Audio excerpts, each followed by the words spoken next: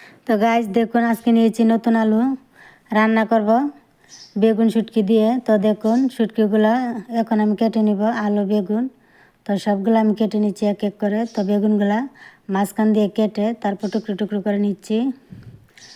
তো বেগুন শুটকি দিয়ে রান্না করব, এর জন্য মাঝখান দিয়ে কেটে নিচ্ছি। তো এভাবে সবগুলো সবজি আমার কাটা হয়ে গেছে, আলুও কাটা হয়ে গেছে, চাল সহ দিয়েছি নতুন আলু শুটকি দিয়ে যেহেতু রান্না করব। তো সবগুলো ধুয়ে নিয়েছি কারণ রান্নার জন্য শুটকি।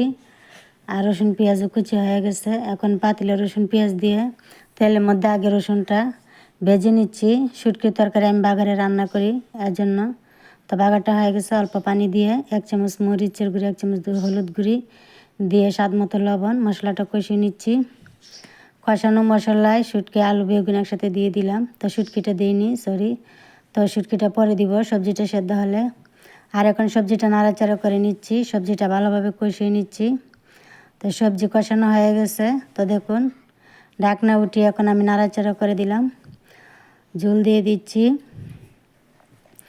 ঝোলের মধ্যে সবজিটা ভালোভাবে সিদ্ধ হবে।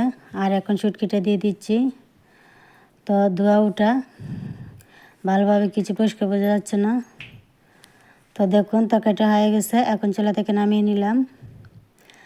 তো এভাবে আলু, নতুন আলু শুটকি আর বেগুন দিয়ে রান্না তরকারিটা কোন কোন আপু ভাইরা পছন্দ করেন অবশ্যই কমেন্টে জানাবেন। তো তরকারিটা শীত সিজনে আসলে বেশ ভালো লাগে শুটকি তরকারি।